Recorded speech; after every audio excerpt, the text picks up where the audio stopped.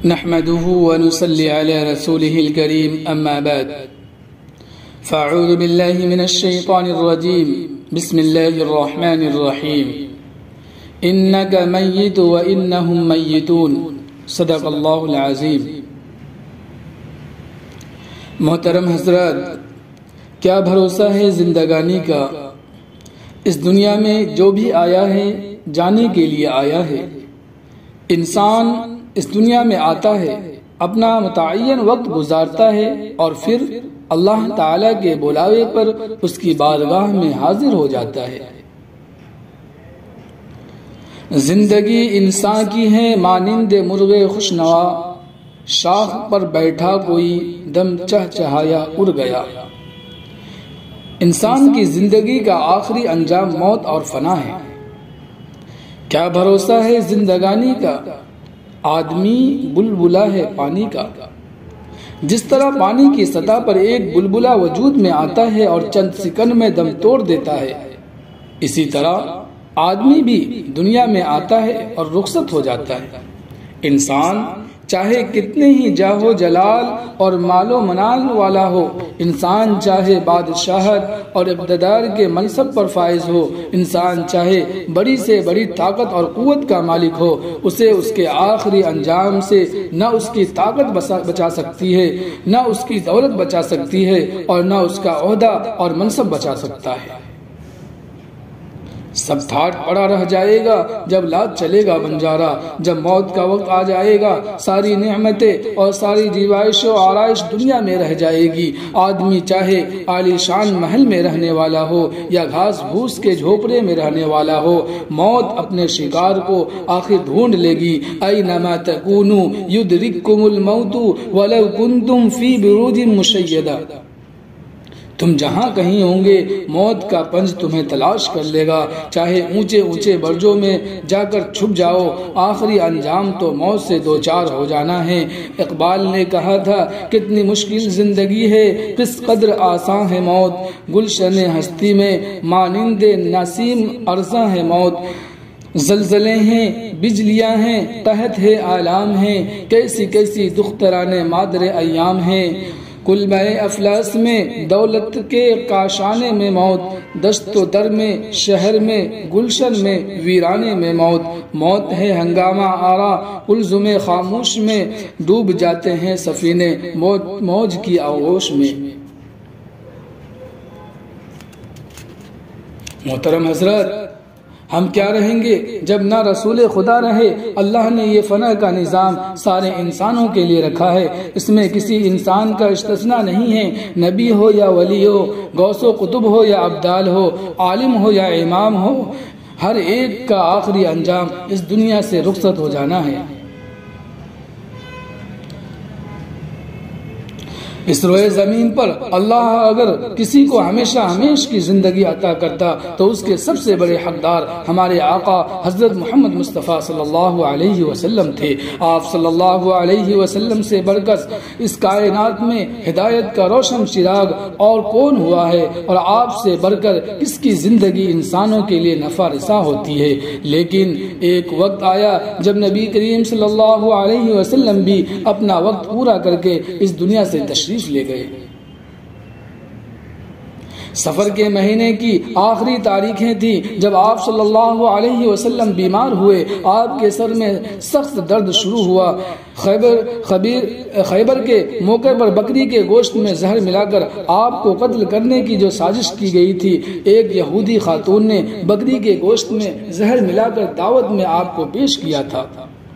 جب آپ صلی اللہ علیہ وسلم نے اسے کھایا تو گوشت میں سے آواز آئی، اللہ کے رسول مجھے مت کھائیے اس لیے کہ میرے اندر زہر ملایا گیا ہے۔ بعض صحابہ رضی اللہ عنہم جو دسترخوان پر تھے انہوں نے کچھ حصہ کھا لیا تھا، جس کا اثر ہوا اور ایک صحابی کا انتقال ہو گیا۔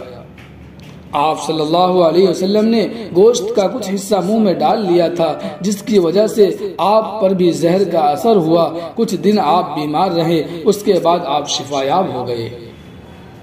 لیکن 3 سال کے بعد پھر اس زہر نے اثر کیا اور آخری بیماری میں آپ صلی اللہ علیہ وسلم کو اس زہر کے اثر سے تکلیف ہوئی۔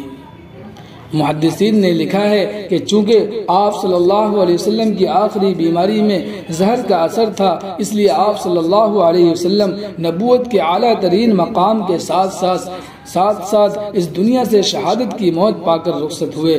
ظاہر ہے کہ حضور صلی اللہ علیہ وسلم کو اگر زہر کے ذریعے تکلیف پہنچائی گئی تو ایسی وفات شہادت کی وفات ہے۔ مرض وفات میں نمازوں کا اہتمام۔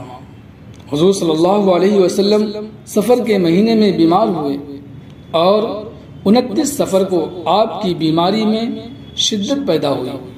اس بیماری میں بھی آپ صلی اللہ علیہ وسلم صحابہ کے سہارے سے پیروں کو زمین پر گھسیٹتے ہوئے مسجد میں تشریف لاتے رہے اور اس حالت میں بھی نماز کی امامت فرماتے رہے۔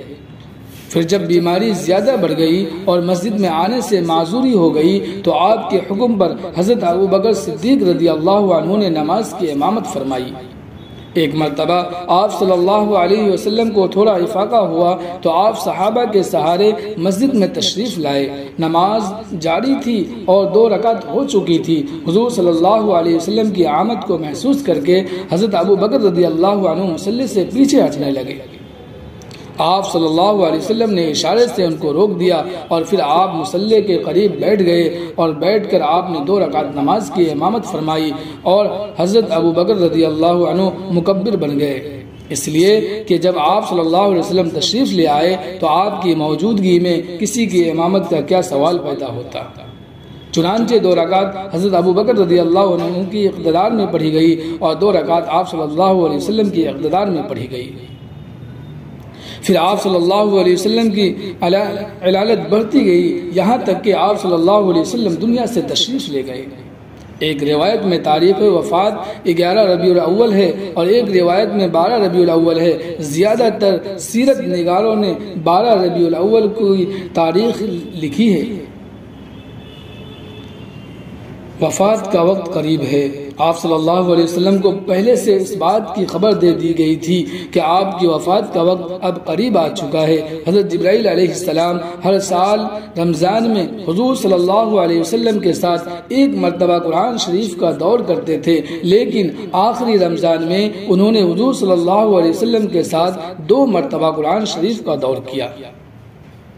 آپ صلی اللہ علیہ وسلم نے حضرت فاطمہ رضی اللہ عنہ سے کہا کہ بیٹی، ہر رمضان میں جبرائیل مجھ کو 1 مرتبہ قرآن شریف سناتے تھے، لیکن اس مرتبہ انہوں نے 2 مرتبہ قرآن مجید کا دور کیا۔ ایسا معلوم ہوتا ہے کہ میری وفات کا وقت قریب آ چکا ہے۔ حضرت انس رضی اللہ عنہ فرماتے ہیں کہ حضور صلی اللہ علیہ وسلم ہر سال رمضان میں آخری عشرہ کا اعتکاف کرتے تھے۔ جس سال آپ صلی اللہ علیہ وسلم کی وفات ہوئی اس سال آپ نے 20 دن کا اعتکاف فرمایا۔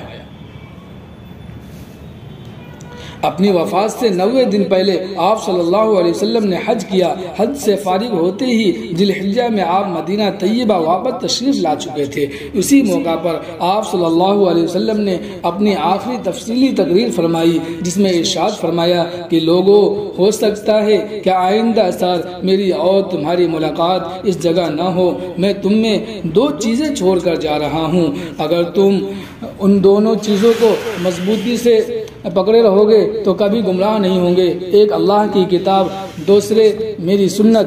پھر آپ صلی اللہ علیہ وسلم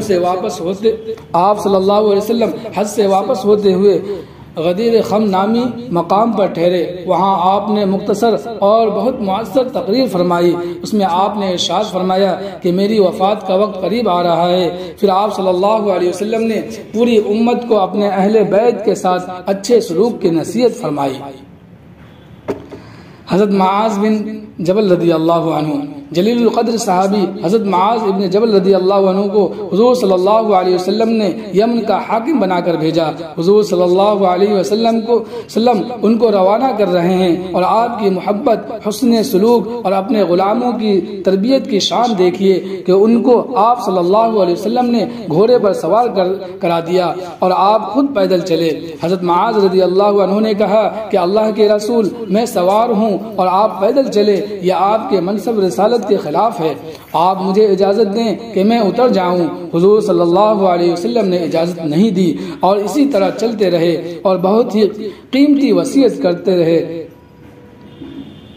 اسی میں آپ نے یہ بھی فرمایا کہ انی احبک یا معاذ، اے معاذ مجھے تم سے محبت ہے۔ حضرت معاذ رضی اللہ عنہ یہ سن کر رو پڑے۔ پھر آپ صلی اللہ علیہ وسلم نے فرمایا کہ اے معاذ جب تم یمن سے واپس لوٹ کر آؤ گے تو مجھ سے ملاقات نہیں ہوگی، تم میری مسجد اور میری قبر کی زیارت کرو گے۔ اتنا سننا تھا کہ حضرت معاذ ابن جبل رضی اللہ عنہ پھوٹ پھوٹ کر رو پڑے۔ اس موقع پر آپ صلی اللہ علیہ وسلم نے ان سے فرمایا کہ اگر تم سے ہو سکے تو ہر نماز کے بعد یہ دعا پڑھ لینا، اللہم اعنی علی ذکرک و شکرک و حسن عبادتک،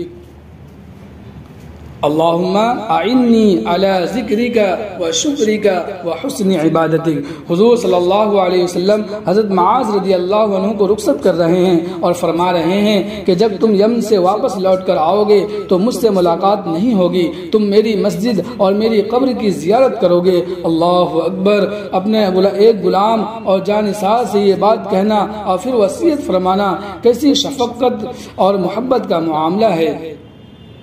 حضور صلی اللہ علیہ وسلم نے اپنی وفات کے سلسلے میں پہلے سے لوگوں کو ذہنی طور پر تیار کرنا شروع کر دیا تھا تاکہ جب وہ وقت آئے تو صحابہ اس کو برداشت کر سکے۔ صحابہ کرام کی جماعت حضور صلی اللہ علیہ وسلم سے محبت کرنے والی وہ جماعت ہے، حضور صلی اللہ علیہ وسلم جن کی محبت کے مقابلے میں کوئی دوسری محبت پیش نہیں کی جا سکتی۔ اللہ کے وہ پاکیزہ بندے جنہیں اللہ نے اپنے آخری پیغمبر کی رفاقت اور صحبت کے لیے منتخب فرمایا۔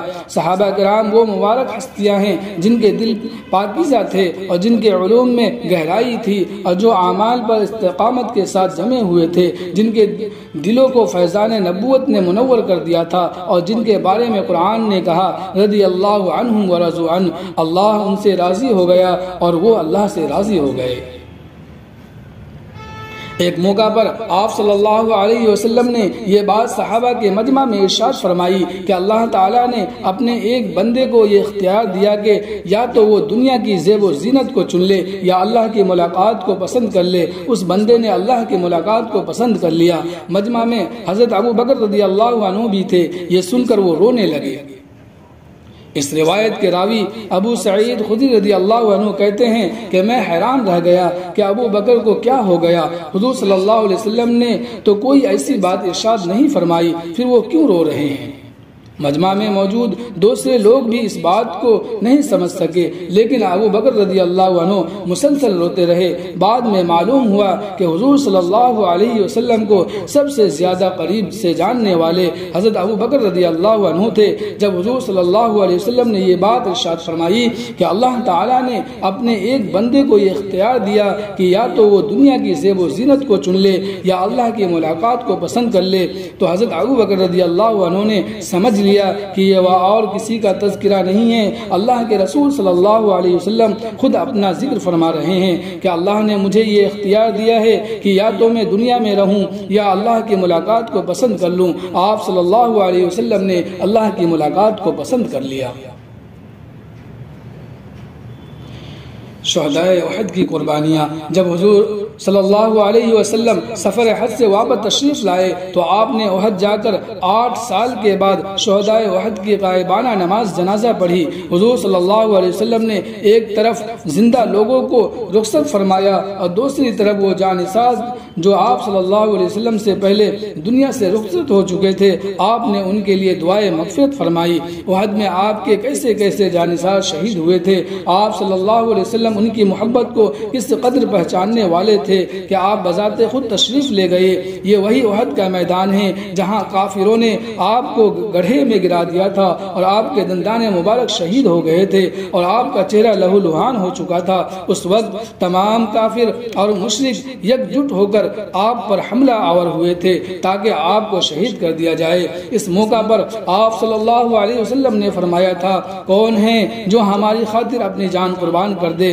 حضرت زیاد ابن سکن اور دیگر 5 انصاری صحابہ آگے بڑھے، گڑھے کو گھیر لیا اور جو حملہ حضور صلی اللہ علیہ وسلم پر ہوا اسے اپنے سینے پر لیا اور 5 شہید ہو گئے۔ ابو طلحہ انصاری رضی اللہ عنہ حضور صلی اللہ علیہ وسلم کے قریب کھڑے ہو گئے۔ وہ بہترین تیر انداز تھے اور چن چن کر کافروں کو نشانہ بناتے تھے۔ اس دن ان کے ہاتھوں سے 3 کمانیں ٹوٹی، ان کے ہاتھ پر تیر آ کر لگ رہے تھے، جس کی وجہ سے ان کا ایک ہاتھ شل ہو گیا تھا۔ جنہوں نے حضور صلی اللہ علیہ وسلم کی حفاظت کی خدمت انجام دی۔ حضور صلی اللہ علیہ وسلم گڑھے میں تھے اور ابو طلحہ رضی اللہ عنہ اوپر کھڑے ہو کر تیر اندازی کر رہے تھے۔ کسی وقت حضور صلی اللہ علیہ وسلم سر اٹھاتے تھے تاکہ دیکھیں کہ کیا ہو رہا ہے، تو ابو طلحہ فرماتے، اللہ کے رسول آپ نیچے رہیں، آپ کے سینے کی جگہ میرا سینہ حاضر ہے، آپ کی جان کی جگہ میری جان حاضر ہے۔ وہ یہ شعر پڑھتے، نفسی الفداء لک یا رسول اللہ، اللہ کے رسول آج میری جان آپ پر قربان ہے۔ آخر دم تک انہوں نے حضور صلی اللہ علیہ وسلم کی حفاظت کی۔ بعد میں حضرت ابو بکر رضی اللہ عنہ جب بھی احد کی لڑائی کا تذکرہ کرتے تھے تو کہتے تھے، کان ذالک الیوم کلہ لطلحہ، وہ پورا دن تو طلحہ کا تھا۔ حضرت عمار ابن زیاد رضی اللہ عنہ بھی اسی معرکہ میں شہید ہوئے۔ شہید ہونے سے پہلے ان کی حالت یہ تھی کہ زخمی ہو کر گرے ہوئے ہیں، جنگ ختم ہو چکی تھی اور ان کی آخری سانسیں چل رہی تھی۔ حضور صلی اللہ علیہ وسلم ان کے پاس پہنچے اور ان کے قریب بیٹھ کر ان کے چہرے سے گرد اور خون کو صاف کیا اور پوچھا، عمار کوئی آخری تمنا ہو تو مجھ سے بیان کرو۔ حضرت عمار رضی اللہ عنہ نے ساری طاقت جمع کر کے اپنے جسم کو آخری جھٹکا دیا اور اپنا سر آپ صلی اللہ علیہ وسلم کے قدموں پر رکھ دیا، اور پھر اسی وقت اس کی روح نکل گئی۔ گویا کہ انہوں نے بتا دیا کہ اگر عمار کی کوئی آخری تمنا ہے تو یہ ہے کہ اس کی جان اس حالت میں نکلے کہ سر آپ کے قدموں پر رکھا ہو۔ میری آخری تمنا اگر کچھ ہے تو صرف یہ ہے کہ جب میری روح نکل رہی ہو اس وقت میں آپ کے چہرے کو دیکھ رہا ہوں اور آپ کی مبارک نظریں میرے چہرے پر ہو۔ حضور صلی اللہ علیہ وسلم کے خادم حضرت انس رضی اللہ عنہ کہتے ہیں کہ میرے چچا حضرت انس ابن نضر کسی وجہ سے غزوہ بدر میں شریک نہیں ہو پائے تھے۔ وہ اپنے آپ کو ملامت کرتے تھے کہ اسلام اور کفر کے درمیان لڑی جانے والی پہلی لڑائی میں تو شریک نہیں ہوا۔ وہ دعا کرتے تھے کہ اے اللہ، اگر اب کوئی جنگ اسلام اور کفر کے درمیان لڑی جائے گی تو آپ دیکھیں گے کہ میں کیسے آپ کے دین پر اپنی جان قربان کرتا ہوں۔ چنانچہ غزوہ احد میں وہ بہادری کے ساتھ دشمنوں کی اگلی صفوں میں جا کر لڑے۔ انہوں نے اتنے زخم کھائے کہ جب ان کی شہادت ہوئی تو پورا جسم زخموں سے چور تھا۔ ان کے جسم پر کل 80 زخم لگے ہوئے تھے، شکل تک پہچانی نہیں جاتی تھی۔ ان کی بہن نے انگلیوں کے پوڑوں سے اپنے بھائی کی لاش کو پہچانا تھا۔ اللہ اکبر، کیسی شجاعت اور بہادری ہے، اور اللہ کے دین پر مر مٹنے کا کیسا جذبہ ہے۔ حضور صلی اللہ علیہ وسلم ایسے جانثار صحابہ کے پاس تشریف لے گئے جو عہد میں مدفون ہیں اور ان کی مغفرت کی دعا فرمائی۔ پھر آپ واپس تشریف لائے۔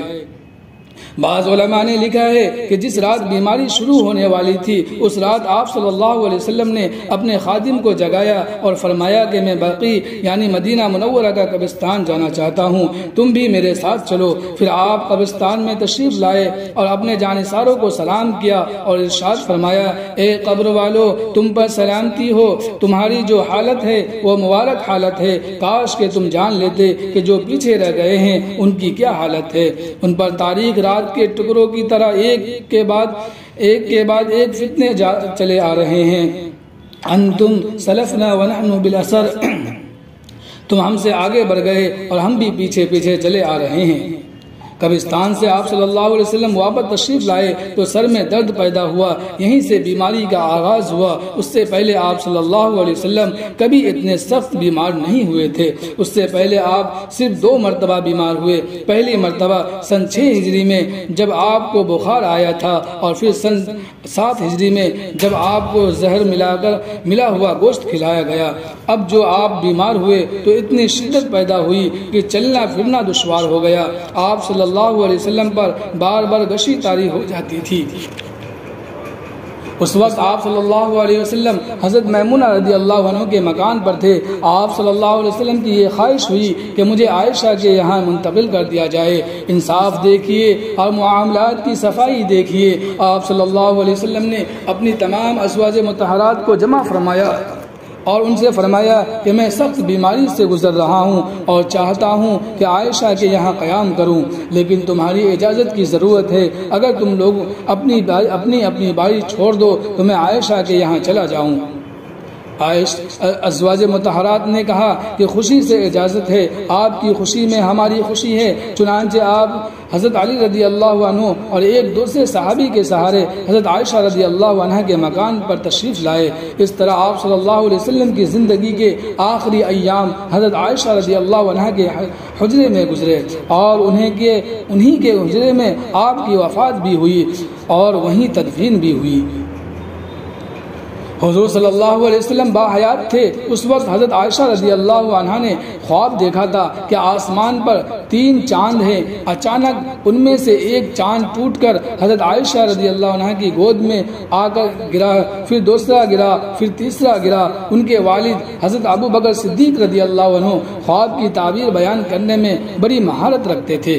حضرت عائشہ رضی اللہ عنہ اپنے والد کے پاس گئیں اور اپنا خواب بیان کیا۔ حضرت ابو بکر صدیق رضی اللہ عنہ نے خواب سنا لیکن کوئی تعبیر بیان نہیں کی۔ جب حضور صلی اللہ علیہ وسلم دنیا سے تشریف لے گئے اور حضرت عائشہ رضی اللہ عنہ کے حجرے میں آپ کی تدفین ہوئی تو ابو بکر صدیق رضی اللہ عنہ نے اپنی بیٹی سے کہا کہ عائشہ، تو نے خواب میں جو 3 چاند دیکھے تھے ان میں یہ پہلا چاند ہے جو تیرے حجرے میں دفن ہوا ہے اور یہ ان تینوں میں سب سے افضل ہے۔ اس کے علاوہ 2 چاند اور تیرے حجرے میں دفن ہونے والے ہیں۔ اپنی زندگی کے آخری ایام میں سخت بیماری کے باوجود حضور صلی اللہ علیہ وسلم مسجد میں تشریف لاتے، نماز کی امامت فرماتے اور پھر واپس چلے جاتے۔ ایک دن طبیعت زیادہ ناساز ہوئی۔ حضرت عائشہ رضی اللہ عنہ اور گھر کے لوگ حاضر تھے۔ نماز کا وقت ہوا۔ آپ صلی اللہ علیہ وسلم نے امامت کے لیے نکلنا چاہا تو آپ پر غشی طاری ہو گئی۔ تھوڑی دیر کے بعد جب آپ ہوش میں آئے تو آپ نے وضو یا غسل کیا، پھر نماز کے لیے نکلنا چاہا تو دوبارہ غشی طاری ہو گئی۔ تیسری مرتبہ بھی ایسا ہی ہوا۔ جب نماز کا وقت تنگ ہو گیا تو آپ صلی اللہ علیہ وسلم نے فرمایا، ابو بکر سے کہو کہ لوگوں کو نماز پڑھائے۔ لوگوں نے مشورہ دیا کہ وہ آپ کی غیر موجودگی میں مصلی سے کھڑے ہو کر نماز نہیں پڑھا سکتے، کھڑے ہوں گے تو رونے لگ جائیں گے، ہو سکتا ہے بے ہوش ہو جائیں، آپ کسی اور کو نماز پڑھانے کے لیے کہہ دیجئے۔ آپ صلی اللہ علیہ وسلم نے سنا اور خاموش ہو گئے۔ پھر دوبارہ یہی بات ارشاد فرمائی، ابو بکر سے کہو کہ لوگوں کو نماز پڑھائے۔ حضرت عائشہ رضی اللہ عنہ نے کہا کہ اللہ کے رسول، میرے والد بہت ہی نرم انسان ہیں، وہ آپ کی غیر موجودگی میں مصلی پر کھڑے ہو کر نماز نہیں پڑھا سکتے، کھڑے ہوں گے تو رونے لگ جائیں گے۔ آپ حضرت عمر کو نماز پڑھانے کے لیے کہہ دیجئے، وہ مضبوط دل کے ہیں۔ حضور صلی اللہ علیہ وسلم پر جب اسرار بڑھا تو حضور صلی اللہ علیہ وسلم نے یہ بات ارشاد فرمائی کہ تم مجھے یہ مشورہ دیتے ہو کہ میں ابو بکر کے علاوہ کسی اور کو اپنے مصلی پر نماز پڑھانے کے لیے کہہ دوں، تو صاف سن لو کہ اللہ اس بات پر راضی نہیں ہے کہ میری زندگی میں میرے مصلی پر ابو بکر کے علاوہ کوئی اور کھڑا ہو۔ چنانچہ حضرت ابو بکر رضی اللہ عنہ نے حضور صلی اللہ علیہ وسلم کی حیات طیبہ میں 17 نمازوں کی امامت فرمائی۔ دراصل یہ اشارہ بھی تھا کہ حضور صلی اللہ علیہ وسلم کے بعد خلافت کی ذمہ داری حضرت ابو بکر صدیق رضی اللہ عنہ پر آئے گی اور مسلمانوں کے معاملات کے امین وہی ہوں گے۔ حضور صلی اللہ علیہ وسلم نے اپنی وفات سے 6 دن پہلے صحابہ کو اپنے گھر میں جمع فرمایا اور کہا کہ اب ایسا محسوس ہوتا ہے کہ دنیا سے رخصت ہونے کا وقت قریب آ چکا ہے۔ پھر آپ نے کچھ اہم نصیحتیں اور وصیتیں ارشاد فرمائی۔ صحابہ رونے لگے اور پوچھا کہ حضور، آپ دنیا سے تشریف لے جائیں گے تو آپ کو کن کپڑوں میں کفن دیا جائے گا؟ آپ صلی اللہ علیہ وسلم نے فرمایا کہ میرے جسم پر جو یمنی چادر ہیں انہی چادروں میں مجھے کفن دے دیا جائے۔ پھر صحابہ نے پوچھا کہ آپ کی نماز جنازہ کون پڑھائے گا؟ اور اتنا کہہ کر صحابہ کی پوری جماعت رونے لگی اور حضور صلی اللہ علیہ وسلم بھی رونے لگے۔ آپ کی مبارک آنکھوں سے آنسو بہنے لگے۔ پھر آپ صلی اللہ علیہ وسلم نے فرمایا کہ جنازہ تیار کر کے حجرے میں رکھ دیا جائے، پھر کچھ دیر کے لیے باہر نکل جانا۔ سب سے پہلے میرے ہمنشین جبرائیل جنازے کی نماز پڑھیں گے، پھر اسرافیل، پھر میکائیل اور پھر تم لوگ آ کر انفرادی طریقے پر نماز پڑھ لینا۔ اپنی وفات سے 5 دن پہلے حضور صلی اللہ علیہ وسلم مسجد میں تشریف لائے۔ آپ اس حال میں منبر پر جلوہ افروز ہوئے کہ ایک سیاہ چادر آپ کے اوپر تھی جس سے پورا جسم ڈھکا ہوا تھا اور سر پر درد کی شدت کی وجہ سے پٹی بندھی ہوئی تھی۔ آپ نے مختصر تقریر فرمائی۔ اس کے آخر میں آپ نے فرمایا کہ اگر مجھ سے کسی کو کوئی تکلیف پہنچی ہو تو وہ آ کر مجھ سے بدلہ لے لے، اگر کسی کی کوئی امانت میرے ذمہ ہو تو وہ مجھ سے وصول کر لے، کسی کا کوئی مالی حق باقی ہو تو وہ مجھ سے لے لے۔ میں نہیں چاہتا کہ اللہ سے اس حالت میں ملاقات کروں کہ کسی کا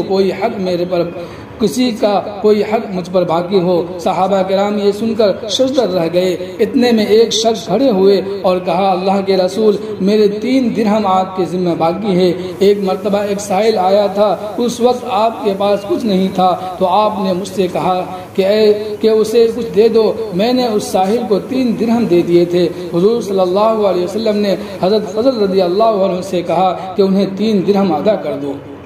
اس کے بعد حضور صلی اللہ علیہ وسلم اپنے حجرے میں واپس تشریف لے آئے۔ پھر دوبارہ مسجد جانے کی نوبت نہیں آئی اور بقیہ نمازیں آپ نے حجرے میں ہی ادا فرمائی۔ آخری دن فجر کے وقت آپ صلی اللہ علیہ وسلم کی طبیعت کچھ حساس بشاش تھی۔ اس دن آپ صلی اللہ علیہ وسلم نے فجر کے وقت اپنے حجرے کا پردہ ہٹایا۔ صحابہ کرام رضی اللہ عنہ نماز پڑھ رہے تھے۔ ان کو دیکھ کر آپ صلی اللہ علیہ وسلم مسکرائے، گویا اپنی ساری زندگی کی محنت کا نتیجہ دیکھ کر مسرور ہوئے ہیں۔ صحابہ کرام نے محسوس کیا کہ حضور صلی اللہ علیہ وسلم انہیں دیکھ رہے ہیں اور شاید تشریف لانا چاہتے ہیں، تو ان کی کیفیت یہ ہو گئی کہ قریب تھا کہ وہ نماز توڑ دیتے۔ حضرت انس رضی اللہ عنہ فرماتے ہیں کہ اس وقت آپ صلی اللہ علیہ وسلم کا چہرہ قرآن کا کوئی ورق محسوس ہوتا تھا۔ آپ کے چہرے پر ایسا نور تھا۔ یہ آخری موقع تھا جب لوگوں نے حضور صلی اللہ علیہ وسلم کو دیکھا۔ پھر اسی دن آپ صلی اللہ علیہ وسلم دنیا سے تشریف لے گئے۔ حضور صلی اللہ علیہ وسلم کی وفات کائنات انسانی کا سب سے بڑا سانحہ ہے۔ اس کائنات میں اس سے بڑھ کر اور کوئی سانحہ پیش نہیں آیا ہوگا۔ جب اس کائنات انسانی سے ہدایت کا امام رخصت ہوا، اللہ تعالی حضور صلی اللہ علیہ وسلم کے درجات بلند فرمائے اور ہم سب کی طرف سے بہترین جزا عطا فرمائے۔ آمین۔ وآخر دعوانا ان الحمد للہ رب العالمین۔